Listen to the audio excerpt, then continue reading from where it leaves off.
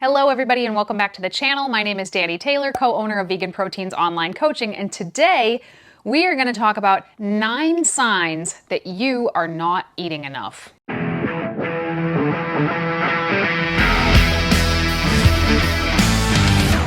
So a lot of people who watch this channel are folks who are looking to drop a few pounds, lose a little weight, trim some fat, however you want to put it, and this requires that you be in a caloric deficit in order to be successful. In order to lose body fat, you must be eating fewer calories than you burn. This is physics, this is science, there's no question about it. However, a lot of people go into a caloric deficit that is too steep for their own good. Now, you can't eat so little calories that you can't lose weight anymore. That's a myth. This idea of starvation mode is a myth, although there's more nuance to it than that, but I'm not gonna get into it in this particular video. But when you're eating at too low of a caloric intake, there are actually a lot of risks that come along with that and a lot of symptoms that can happen. And if you don't recognize that it could be connected to your diet, you might be walking around with some of these symptoms not having any clue what the heck is going on. You might think something's wrong with you and go to a doctor, and it could just be that you're simply not eating enough. So let's get into those. Sign number 1 is fatigue. Just that feeling of constant exhaustion, never really feeling energized or refreshed no matter what you do. Food is fuel. Calorie is another word for energy. When we are not eating enough calories to give us enough energy to get through our day, of course we are going to feel fatigued.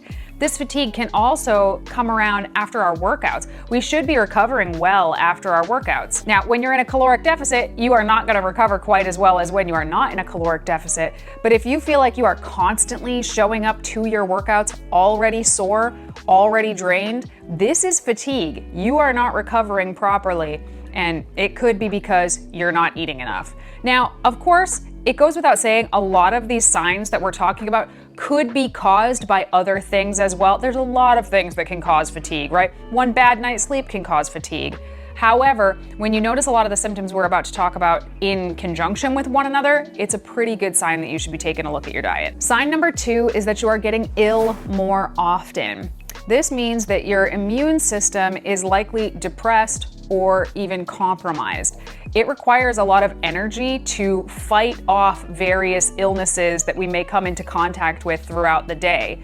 A strong, healthy immune system requires a lot of things, but one of those things is enough energy to support it. So if you are finding yourself just kind of constantly trying to kick the next cold that comes your way, this could be caused by a lot of things, but at the very, very core, like, are you even eating enough to be healthy? And this can come from just overall lack of energy, but also when you're not eating enough calories, you're much more likely to become malnourished, meaning you are not getting enough of certain vitamins and minerals that are critical for a lot of functions that happen in the body. One of the ones we're talking about now being your immune system functions. Like, there are certain vitamins that will help with that, and if you're not eating enough food, there's a good chance you might not be getting enough of those vitamins. But I hear you people out there saying, but I take a multivitamin every day. The vitamins aren't everything. The calories are important too.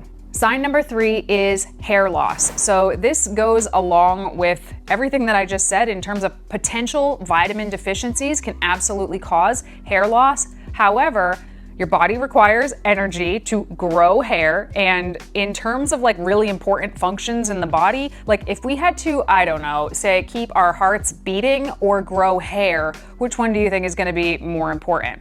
I'm gonna go with the heartbeat, and so is our body. So anything that the body does that it sort of doesn't think is like essential to stay alive, it can let go or turn down or depress those things when we are not eating enough to support them. Also, a lot of our hormone functions come from various vitamins that we take in and require sufficient energy in order to produce those things. We'll get to that more in the next one. But if you are noticing excessive hair shedding, again, we shed hair like twice a year just naturally, generally. Also, things like being sick can cause hair shedding a few months later. If you just gave birth, that can cause hair shedding a few months later. There are other things, but if you can't be like, oh, this is why I might be losing my hair right now, It could be because you're not eating enough.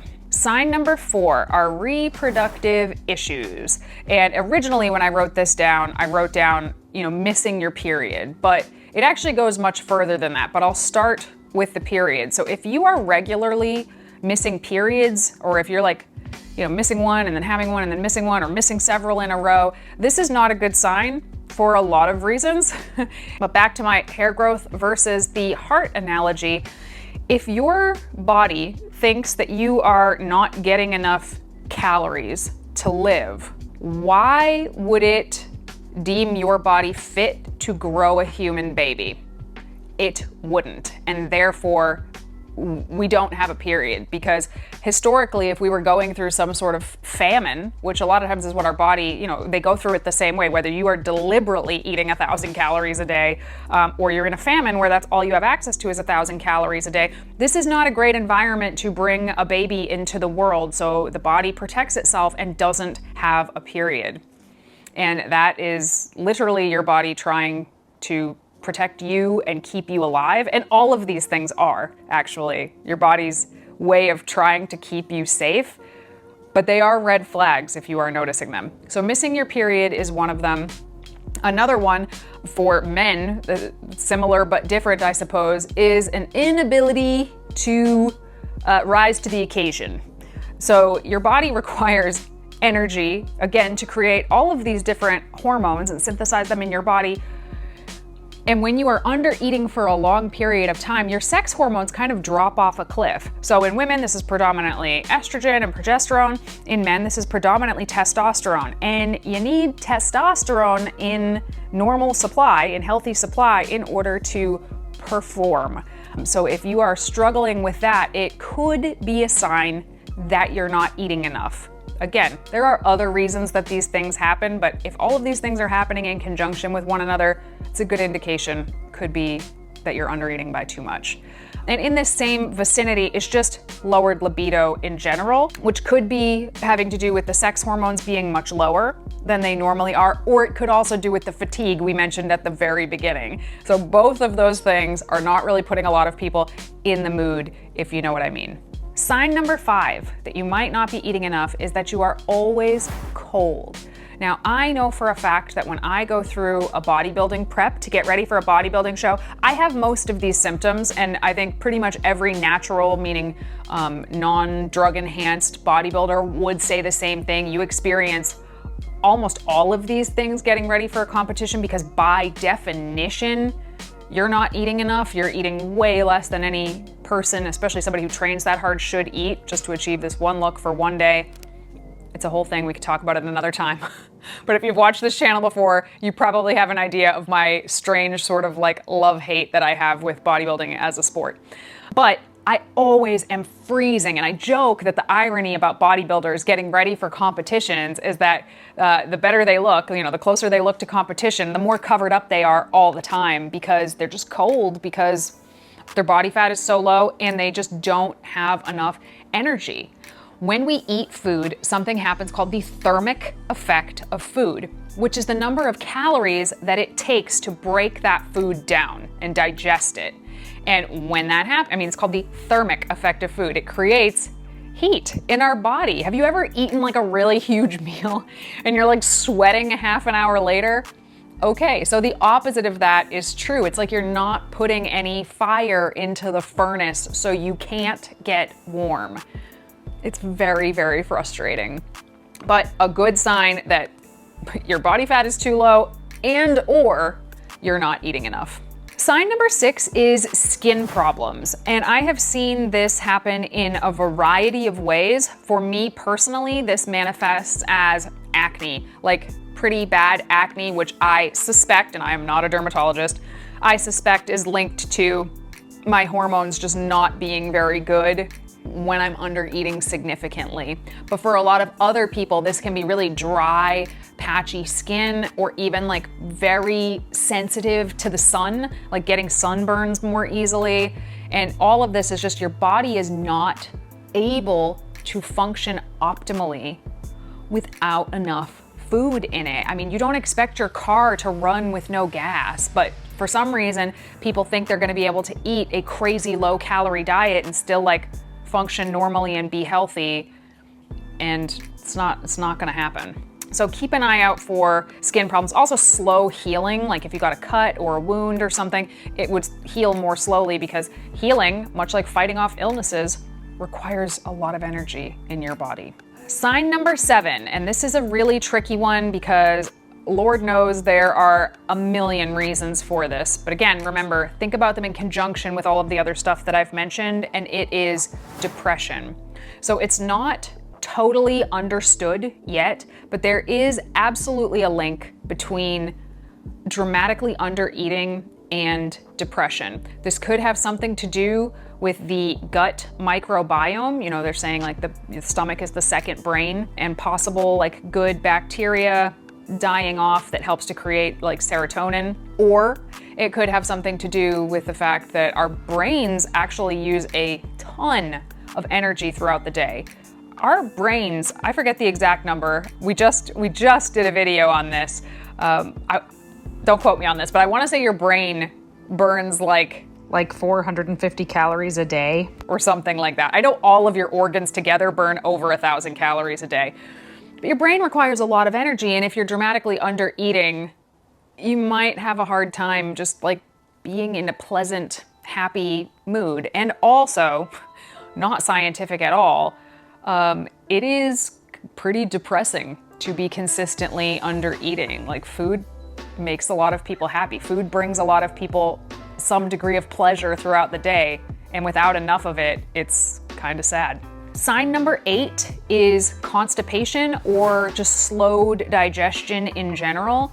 It stands to reason that when you are not eating as much food as you should be eating, there is less food going through you. Therefore, you're going to go to the bathroom less and less frequently. So that is one reason why people sort of get constipated or backed up when they're under eating significantly. But the other reason is, again, you know, they're muscles in your digestive tract kind of squeezing and moving things along. And one, they can get weaker when, just like any other muscle gets weaker when you don't train it enough, they can get weaker when they are consistently being underfed. It's like they're out of practice or something. And also, like everything else here, it requires energy to do those things. And you need fuel in order to successfully do that. Fewer calories just means fewer bulk moving through you. Less bulk moving through you means fewer trips to the bathroom, and probably more stressful trips to the bathroom is my guess. Sign number 9 is food focus. So this is a really, really huge one. You know, if you have any of these other symptoms and food focus, look at your calorie intake. It might be too low for you. Food focus is when you find yourself sort of daydreaming about food, or daydreaming about the next thing that you're gonna eat, or spending an exorbitant amount of time in MyFitnessPal planning out the next thing that you're going to eat, or finding yourself following lots of restaurants or cooking accounts on social media, or watching a lot of Food Network. Like, all of these things, you know, in isolation, is it okay to think about the fun donuts you're gonna get on the weekend or to watch a cooking show on the Food Network? Not a problem. Food focus is almost like when it's just this constant chatter in the back of your brain about the next thing that you're going to eat, and you can't stop thinking about it. You could finish a meal and already be thinking about the next meal pretty much all of the time. And that's the kind of food focus that we're talking about here. I understand why people decide to eat a low-calorie diet. It makes sense on paper. It's just math on paper. Okay, well, if I eat in this much of a deficit, I will lose this much weight in this much time. And technically, that's mostly true. But the trade-offs are huge. Some of these symptoms can be really kind of devastating, between the lack of a sex life and your hair falling out and possible depression and constipation. Like, it is not a fun place to be for the long term. And when you are significantly under eating for a prolonged period of time, you are likely to have some metabolic adaptations, which basically is a fancy way of saying it's going to slow down your metabolism temporarily, but definitely, so that when you are done with your diet and you go back to eating normally, you are likely to gain weight more rapidly than you would have if you had not done this diet in the first place. It just creates this like yo-yoing system of extremes. A lot of these, you will just cycle back and forth through these symptoms, and It's not particularly pleasant. Yes, you do have to be in a caloric deficit in order to lose weight and lose body fat. That is true, but it should be a modest caloric deficit. If you are on a diet and you can't see yourself doing it for a long time, like you couldn't picture yourself doing it in 6 months or something, it might not be the diet for you. If the whole day through you are just like white knuckling it to get to the end of the day and stay on track with your calories, it's too big of a deficit. Nobody should be experiencing all of these symptoms coming from undereating and just like feeling starving and exhausted throughout the day. The results, although you may get results, they will be unsustainable. You will backtrack from that. So make sure when you set up your diet that you set up the caloric deficit to be pretty modest. I say like 200 to 500 calorie deficit coming from the diet per day. The smaller you are to start with, if you're a female, you know, the lower side of that, 200. If you're a big dude who has a lot of weight they're trying to lose, closer to the 500 is fine. But more than that, and I feel like a lot of times you're playing with fire. If you need help setting up your diet and you want to have a diet that is created like totally 100% custom for you, along with 100% custom training programs, reach out to us. This is what we do full time. We have 4 coaches on our team that work one-on-one with clients to create fully custom nutrition plans, training plans. We do mindset work, weekly accountability, weekend planning, all of the stuff. Whether your goal is to lose fat, build muscle, do a bodybuilding competition in the healthiest way that one possibly can, powerlifting, all of that. If you're vegan and you're not taking performance enhancing drugs, we've got you. So check the link out below and let us know if you have any questions. If you like this video, go ahead and like the video, subscribe, hit the bell, all the things I'm supposed to tell you to do at the end of a video, and we'll talk to you soon. Bye.